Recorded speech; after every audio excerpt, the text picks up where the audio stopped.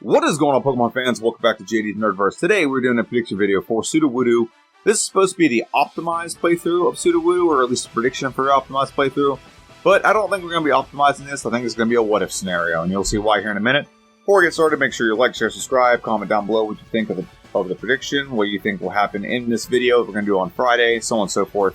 But without further ado, let's dive into the stats of this Pokemon. I'm going to do it a little bit unconventional by going to bulbapedia.bulbagarden.net and going to Sudowoodo and showing you his stats. I'm going to show you some other things with this Pokemon, not just his stats. Starting off with HP, we have 70, attack is 100, defense is 115, special attack is 30, special defense is 65, and speed is 30, for a grand total of 410 base stat total.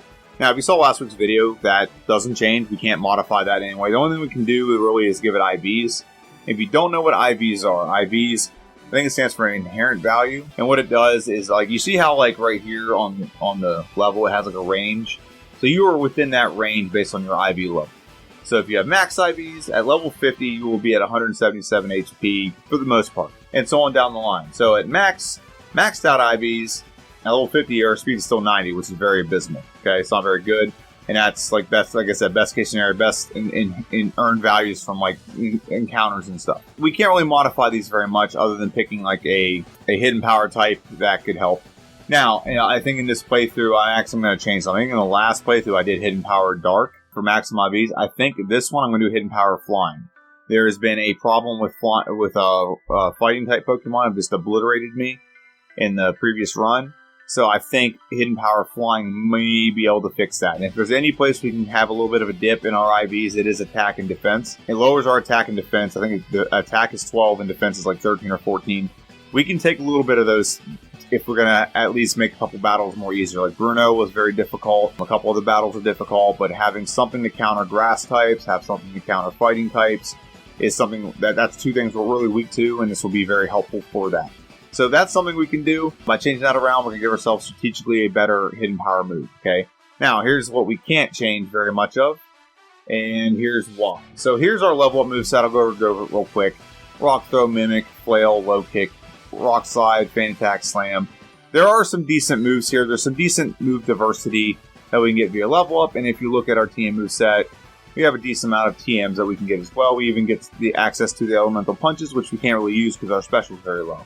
Now, I had two ideas to do a what-if scenario. So the first one I want to go over is I can't go off of its actual Generation 2 moveset. At least what's available in Generation 2. So the only move we get via breeding is Self-Destruct, which is completely inoperable and unusable in a solo playthrough Generation 2. If we Self-Destruct, we lose. So we can't do that. There's no tutor moves. And we also only have access to one event move, which is Substitute.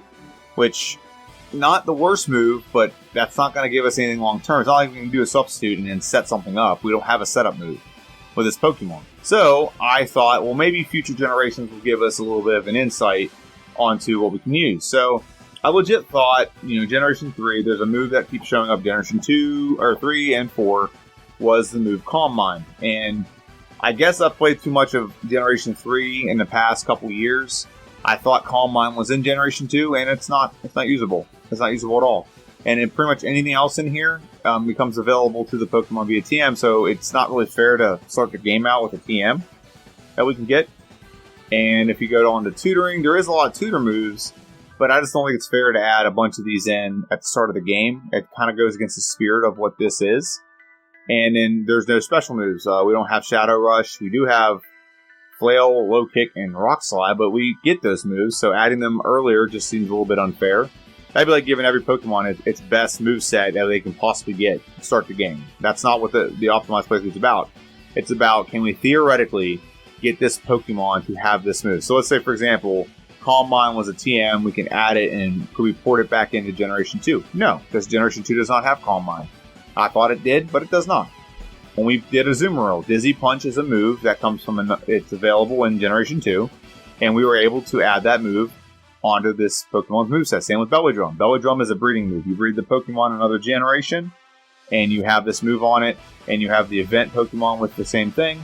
Done. It can be moved back. Okay, it's semantics, but that's the spirit of the rule. So I was like, okay, let's go to Generation 5. You really have no extra moves via level up here that I can look at and say I can feasibly get that level 5. When it comes to TMs, nothing there. The only thing I can think of is maybe if I had Frustration, I could get Frustration. Maybe, that's possible. But Frustration is only going to help early game, and early game was not the problem with this Pokemon. It's not. That's not the problem. It's like I think we can get Headbutt, and we can start out with Headbutt. We can get Headbutt in one generation. I know that Headbutt right there. So we can get Headbutt via breeding in Generation 4, and we could technically bring that back. But that's not the problem. The problem is not this Pokemon's move at the beginning of the game. The problem is we need a move that's going to have a late game, like something that's going to give the late game push. That's going to make the late game better. Okay.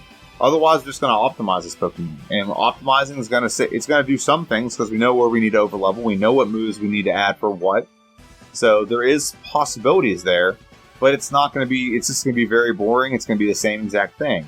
However, I did think of something that we can do, and this is why I said it might be a what-if scenario. So I was thinking about the moveset for this Pokemon, and I was looking at rock moves in Generation 2, and I came across Ancient Power, which is a rock move in Generation 2. And I'm curious about this move because I think it usually comes from like Aerodactyl gets access to it, so on and so forth, a couple other Pokemon. I was like, how can we get this? Hold on a second. This is very interesting to me. How can we use this move? So Ancient Power. So it's 5 power points, which we can actually, we're probably going to give it like the max PP on that, which is 8. So that's not really much of a difference, but it's still 8 compared to 5. Less opportunity to have to heal.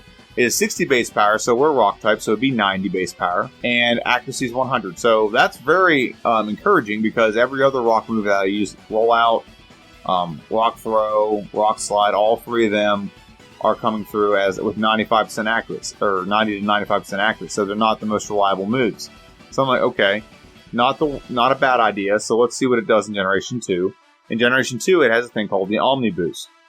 And the Omni Boost, Ancient Power inflicts damage and it has a 10% chance of raising the user's attack, defense, special defense, and speed by 1 stage.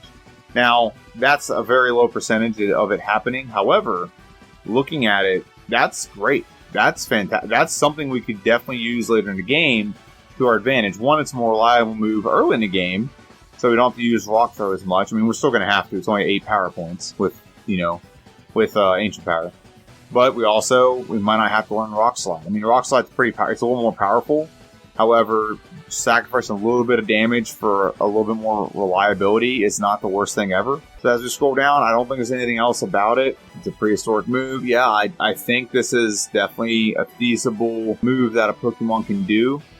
And I think it's feasible we add this move to the Pokemon's moveset. And I think that's something we can carry through the game. Now, we also carry through the game. We do carry the knowledge of knowing what happens in this game. Knowing where we need to overlevel, where we need to underlevel, where we can be underlevel, and rephrase that, and still be successful. The problem with this Pokemon, ultimately, whatever we decide to do, I'm going to go on back to this slide. Ultimately, what the problem with this Pokemon is you cannot fix your speed.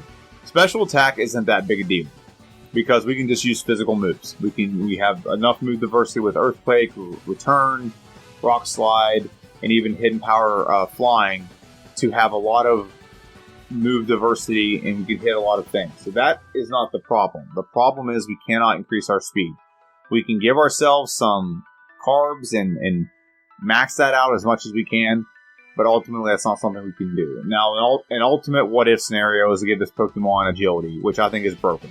I think it's going to break it. It doesn't have the ability to learn this in the future. If there was an equivalent move to Calm Mind in Generation 2, maybe that would be a good option. And just say it's Calm Mind-esque. But I don't think that's going to be a smart... I don't think that's the best move. I think the best move is to actually do this as a what-if challenge and use Ancient Power. So Ancient Power, adding it to the moveset early, here's what it does. It really doesn't change the beginning of the game.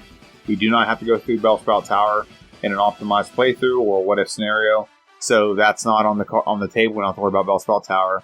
There's a lot of things we're going to go through, and we're going to obliterate. We have a lot of flying-type Pokemon early and a lot of flying bug and bug types. We're going to crush them. We're going to get to Whitney. We're going to crush her. And in fact, I think we're going to do very well against Morty because we are prepared for Morty. We're going to not go to Morty right away. We're going to train. We're going to go all the way to the lighthouse and train as many trains as we can, get our speed as high as we can. And I think we're going to obliterate Morty. I think Chuck's going to have not a good time against us because we're going to have Hidden Power flying, and that's going to obliterate him. I don't think Price can be a problem. We have rock moves and he has ice Pokemon. That's not going to be a problem at all. And I think maybe Jasmine could be tricky, but I don't think Jasmine can be too tricky. Still, Claire is the big problem in this playthrough. Nothing else is really a problem. I feel like maybe there's not even a rival fight I think is a problem. Maybe the second one, that's it. But beyond that, there's not really a lot of problems we're going to have in the early part of the game up to Elite Four. Will is still tricky because Will is Will. He outspeeds a lot of Psychic Pokemon, so they outspeed. So the problem is outlasting in the battle and getting through all of them. I don't think Bruno's going to be a problem. I think Koga's going to be a problem. I don't even think Karen's going to be that big of a problem. I don't even think Lance going to be that big of a problem. The biggest problem we're going to have is Red. Red, we don't have a way to get around Red. We don't have a way that has boosted our speed throughout the course of the game. Even if we did have Agility, by the way, it wouldn't help us against Red. What we're going to do is we're going to be able to shave off time so we get to Red a lot sooner, and then we're going to still have to rely on an RNG. If you saw the battle last week, it's an RNG-based fight. You have to rely on luck. You have to rely on Pikachu not hitting Thunder and paralyzing you. You have to rely on Pikachu not using Charm and lowering your attack stat by 2 stages. And even if you knock out Pikachu and don't sustain any battle, like say he missed or whatever, then you got to rely on the fact that Espeon is not going to crit with Psychic.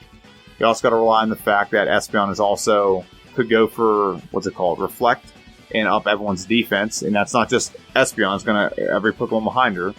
So you got Venusaur going to be able to use Reflect. It's going to go for Solar Beam immediately. You have Blastoise going to go for Surf immediately. And if Reflect is up, you can't hit either one of them. So you got to rely on that. Now once you get to the Snorlax, it's a lot easier. We can use Dynamic Punch.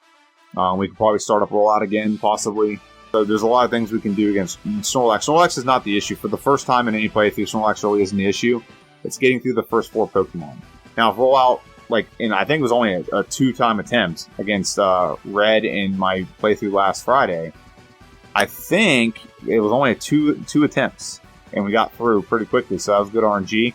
I don't think that RNG is gonna rear its pretty face in this replay. I think it's probably going to be a problem. I hope you get this done in under 2 hours. I do think we're going to obliterate the time we had, but I just see where these problems could awry. And it's going to be, the big one's going to be Claire. Claire is going to be a big one because Kingdra has Surf, he outspeeds, and we're going to have to wait. We're going to have to either wait for a low roll or maybe get a Nami boost. Grinding there is not going to be smart. I don't think that's the case. I think he's better off surfing or fishing for a good RNG. And in Red, kind of the same thing, but you have to have a lot of good RNG in a row. You have to have a lot of it in a row, and we will see. If you roll out, runs out before the Blastoise, you're going to have to restart, and he's going to knock us out in one go.